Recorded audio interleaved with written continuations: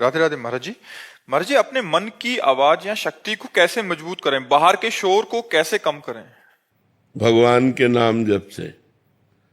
जब हम अंदर ही अंदर खूब नाम जप सुनते हैं तो हमारे अंदर दिव्य सामर्थ्य अध्यात्म की जागृत होती है, तो हम मन को रोक सकते हैं। हम श्रवणेंद्रिय से सुनते हुए भी नहीं सुनते, नेत्रेंद्रिय से देखते हुए भी नहीं देखते, शांत भगवान में चित्त वृत्ति लग गई, सब ठीक हो गया। बिना अध्यात्म बल के मन को रोक पाना बहुत कठिन है।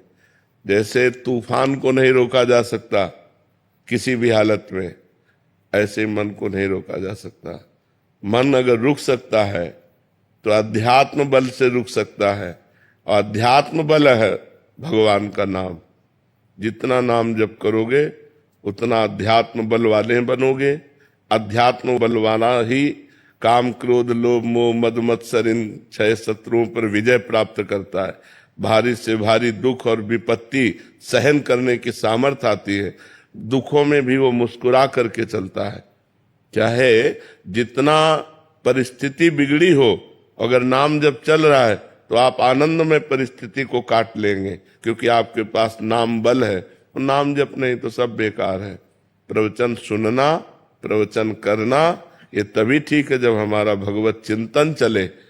बाहर से हम संत वेश में हैं, अंदर से विषय चिंतन चल रहा है, दुर्गति पक्की। बाहर से हम पैंट शर्ट पहने हैं, अंदर से भगवत चिंतन चल रहा है, सदगति पक्की। चिंतन प्रधान है। अगर हम चिंतन ठीक कर रहे हैं हमारा सब ठीक हो जाएगा। तो नाम का चिंतन करो, भगवान के मंत्र का चिंतन करो, भगवान के रूप का चिंतन करो, भगवान की लीलाओं को सुनो, गाओ और चिंतन करो। मधु जी। राधे राधे महाराज जी। महाराज जी, जीवन में खुशी कैसे मिले? भगवान से। जो आनंद सिंधु सुख राशि, सीकर तय त्रैलोक सुपासी। सीकर कहते हैं ऐसे एक बूंद पानी अंगुली में लो और उसे से चट्टान पे मारो, उसके जो छोटे टुकड़े होते हैं उसे सीकर कहते हैं। आनंद समुद्र के एक बूंद के सीकर से त्रिभुवन आनंदित हो रहा है। ऐसे आनंद समुद्र भगवान से जब अपना संबंध जो है वो स्वीकृत हो जाता है तब खुशी मिलती है। मेरा प्रभु पुत्र है, मेरा प्रभु पिता है, मेरा प्रभु मित्र है, मेरे प्रभु पति है, मेरे प्रभु स्वामी है। कोई संबंध प्रभु से रख ले, तब जो अंदर खुशी मिलती है उस खुशी का पार नहीं होता है। यहाँ जितनी खुशियां हैं सब दुख में बदल जाने वाली हैं। सुंदर पत्नी मिली, कब मर जाएगी क्या पता। सुंदर पति मिला, कब छूट जाएगा क्या पता। सुंदर पुत्र हुआ, कब मर जाएगा क्या पता है। मृत्यु लोक है, कभी भी कोई भी कहीं भी बिछुड़ सकता है। अगर ना बिछुड़ने वाला यार है वो श्री कृष्ण है, वो राम है, वो प्रभु है। प्रभु के सिवा यहाँ सब धोखा है। अपनी पत्नी में प्रभु को देखो, अपने पुत्र में प्रभु को देखो, अपने पति में प्रभु को देखो, तो तुम्हें खुशी मिलेगी। प्यार करो सबसे, लेकिन भगवत भाव से करो तो तुम्हें खुशी मिलेगी। नहीं तो यहाँ खुशी कहाँ है। चंद्र मिनटों की खुशी, फिर दुख ही दुख है, फिर दुख ही दुख ही है। डॉक्टर विशाल राव जी। राधे राधे। महाराज जी, आपके चरणों में प्रणाम। महाराज जी, आप कहते हैं कि सब कुछ श्री जी की कृपा और प्रेम से होता है। मैं एक कैंसर सर्जन हूं और रोज मृत्यु और पीड़ा को बहुत करीब से देखता हूं। मैं ये समझ नहीं पाता कि इतने प्रेम में जगत में इस रोग और असहनीय पीड़ा का क्या प्रयोजन है। महाराज, कितने पाप होते हैं, कितने पाप हो रहे हैं। आप दृष्टि डाल के देखो, पति पत्नी को मारे दे रहा है, पत्नी पति को मारे दे रही, 4 से व्यभिचार कर रहा है पति, 4 से व्यभिचार कर रही पत्नी, भ्रूण हत्या, गर्भ हत्या, ये सब क्या है। इनका परिणाम आएगा तो भोगना नहीं पड़ेगा। तो यही सब भोगना पड़ता है। नाना प्रकार के दुखों से, नाना प्रकार के क्लेशों से, अशांति से युक्त होना पड़ेगा। हमारी कोई एक ही जन्म की बात थोड़ी है। हम अनेकों जन्मों के हिसाब से मनुष्य बने, अनेकों जन्मों का पाप हमारे साथ जुड़ा हुआ है। तो हमको इस जन्म में सुधार कर लेना चाहिए, लेकिन इस जन्म में आकर भी हम भूल जाते हैं।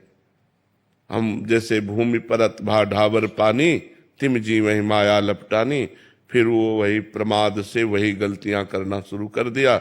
अब पीछे का जो पाप का फल आया वो तो भोग ही रहे। अभी जो हमारी नई कमाई है ये हमें और भोगने को तत्पर कर देगी। कितने कष्ट है।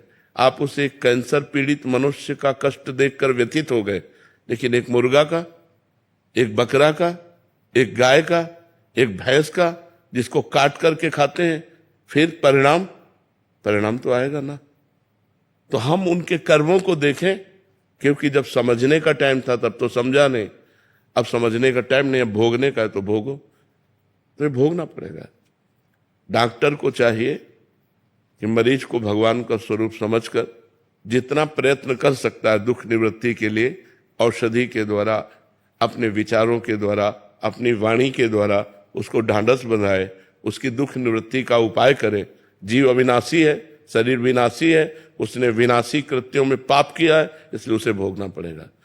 पर हम उसे छोड़े नहीं, वाणी के द्वारा ढांढस बंधाएं, औषधियों के द्वारा दुख निवृत्ति करें, और जो हमें विज्ञान के द्वारा ज्ञान प्राप्त हुआ है हम प्रयोग करके उसके दुख निवृत्ति का उपाय करते हैं।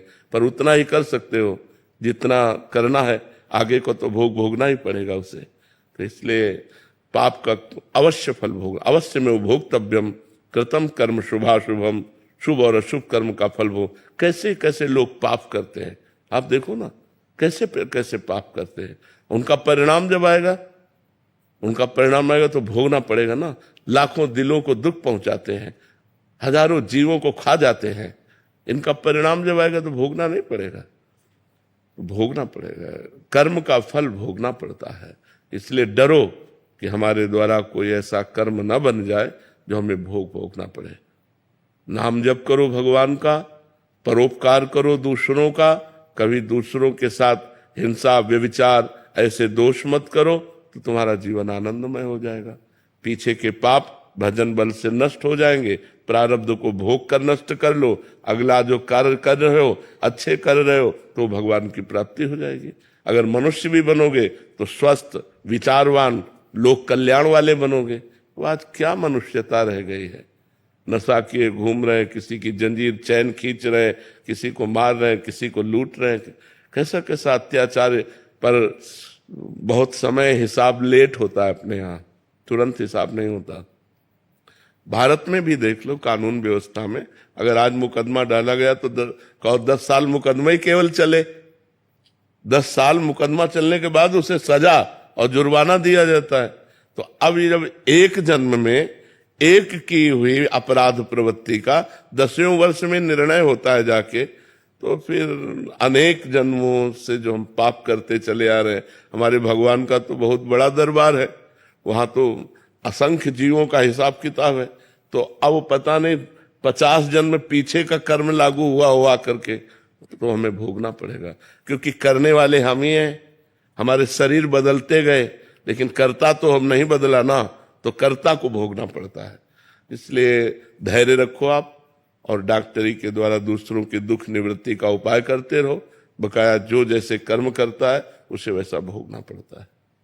अंकुश त्यागी जी, महाराज जी आप कह रहे हैं कि आप भी एक डॉक्टर हैं। महाराज जी, जब मरीज ठीक हो जाते हैं या तो हमें भगवान का दर्जा देते हैं, हमारे मना करने पर भी वो कहते हैं कि इसमें मतलब आपकी कृपा हुई, आप भगवान के रूप में आए। तो महाराज जी ऐसे में हम मना तो करते हैं कि ये तो हमारा काम था, पर कोई पाप के भागीदार तो नहीं बन रहे। नहीं, आप उसके थोड़ा हटकर सोचिए कि जब आप हर उपाय करते हैं और मरीज असफलता को प्राप्त होता है, जो आपको अपनी सफलता प्राप्त करनी चाहिए वो वहां नहीं दिखाई देती, तब आप कहाँ हैं?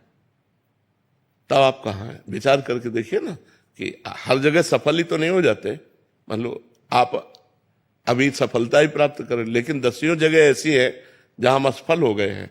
अपना पूरा विज्ञान प्रयोग कर दिया, अपना पूरा प्रयास कर लिया, लेकिन हम असफल हुए। वहां विधान लागू है, उसका भोग, उस जीव का पाप कर्म, और उसको भोगना पड़ा। अब उसमें आपको कोई गलत शब्द बोले, आपको कोई असफल डॉक्टर कहे या आपकी प्रमाद स्थिति कहे, तो गलत बात है।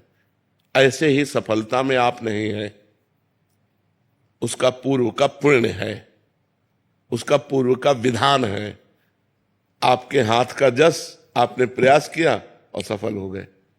सफलता और असफलता आपके हाथ में नहीं, प्रयास प्रयत्न आपके हाथ में है।